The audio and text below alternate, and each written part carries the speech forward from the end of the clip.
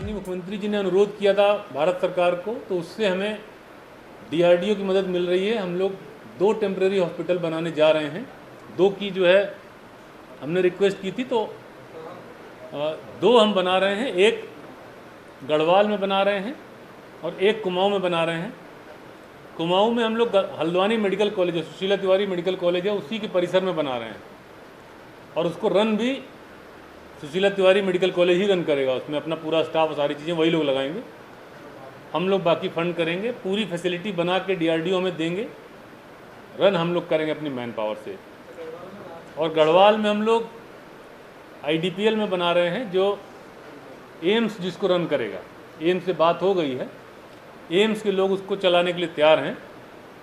AIIMS ने हमें ये कहा है कि क्योंकि हम 500 बेड की फैसिलिटी बना रहे हैं दोनों तरफ, क्योंकि उससे ज़्यादा चलाया जाना संभव नहीं है अभी हमारे पास जितना स्टाफ है, इससे ज़्यादा बेड हम लोग चला नहीं पाएंगे। तो वर्तमान परिस्थितियों में 1000 बेड बहुत बड़ी फैसिलिटी है अगर हम बनाते हैं इसमें। तो इसमें मैं बता रहा हूँ, उसमें 400 बेड ऑक्सीजन सपोर्टेड और 100 बेड आईसीयू ये प्लान्ड है। वो हल्द्वानी के लिए प्लान्ड है। यहाँ हमने ट्राई किया था, तो एम्स को क्योंकि हमने डिस्कस किया, तो एम्स ने कहा कि हम 100 बेड का आईसीयू अपने खुद के हॉस्पिटल में खड़ा कर लेंगे, आप हमें सपोर्ट करिए। तो हम लोग उनको उसके लिए सपोर्ट कर रहे हैं कि जो उनको चीज़ें चाहिए होगी वो हमसे दे देंगे उनको। तो 100 बेड का आईसीयू अपने हॉस्पिटल में बढ़ाएंगे और जो 500 बेड में से 400 प्लस 100 था, उसमें पूरे 500 में ऑक्सीजन सपोर्टेड बेड बनाएंगे। उसको पूरा एम्स रन करेगा अपने मैन पावर और इससे जो फंडिंग और बाकी चीज़ों की ज़रूरत होगी और राज्य सरकार उसको वहन करेगी। इसके अलावा एक और डेवलपमेंट है, एक हम लोग की जॉली ग्रांट हिमालयन जो इंस्टीट्यूट है मेडिकल साइंसेज का मेडिकल कॉलेज है, उनसे भी बात हुई थी। तो उन्होंने कहा है कि उनके पास भी 400 बेड हैं। 400 बेड की एक बिल्डिंग है जो खाली है, उसमें ऑक्सीजन की पाइपलाइन और सारी चीज़ें हैं और 100 बेड का आईसीयू भी है उनके पास, जो अभी नहीं चला रहे हैं वो। अगर उनको राज्य सरकार से ऑक्सीजन का सपोर्ट मिल जाए, ऑक्सीजन का वेसल या जो प्लांट या जनरेशन या कुछ भी चीज़ मिल जाता है, तो वो उसको चलाएंगे। तो हम लोग डीआरडीओ से वो भी टाई अप कर रहे हैं कि जॉली ग्रांट में भी ये 400 बेड इंक्लूडिंग 100 आईसीयू, इसके लिए उन्होंने कुछ वेंटिलेटर की डिमांड की है और ऑक्सीजन की।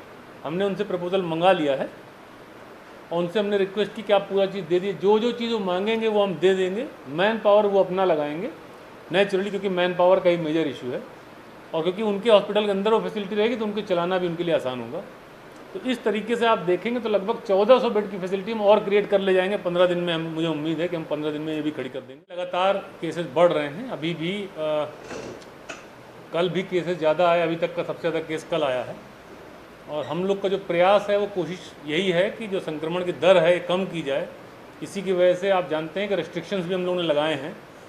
5 जिलों के कुछ शहरी क्षेत्रों में हम लोगों ने रेस्ट्रिक्शंस लगाए हैं, कर्फ्यू लगाए हैं, जिसकी वजह से हमें उम्मीद है कि जनरली जो इस तरह के रेस्ट्रिक्शंस होते हैं उसमें 1 हफ्ते के बाद रिजल्ट्स आते हैं।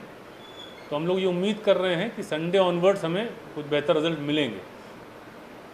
अभी तक ऐसी कोई स्थिति नहीं आई है और लगातार केसेस बढ़ते जा रहे हैं, पॉजिटिविटी बढ़ रही है। हम लोग हालांकि टेस्टिंग भी हमने बढ़ाई है, लेकिन फिर भी जो केसेस हैं अभी उनकी रफ्तार कम नहीं हुई है।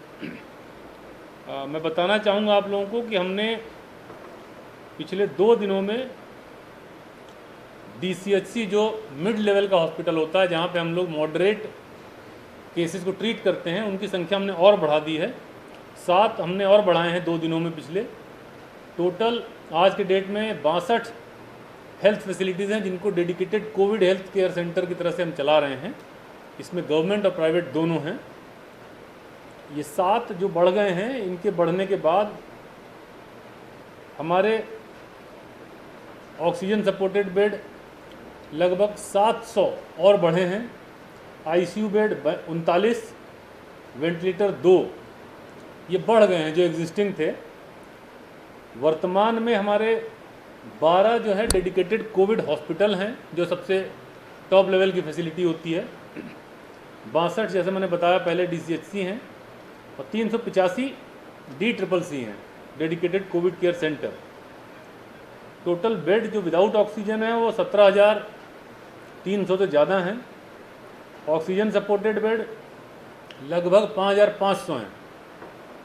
आईसीयू बेड 1,302 हैं और वेंटिलेटर जो कोविड के लिए यूज़ हो रहे हैं वो 774 हैं।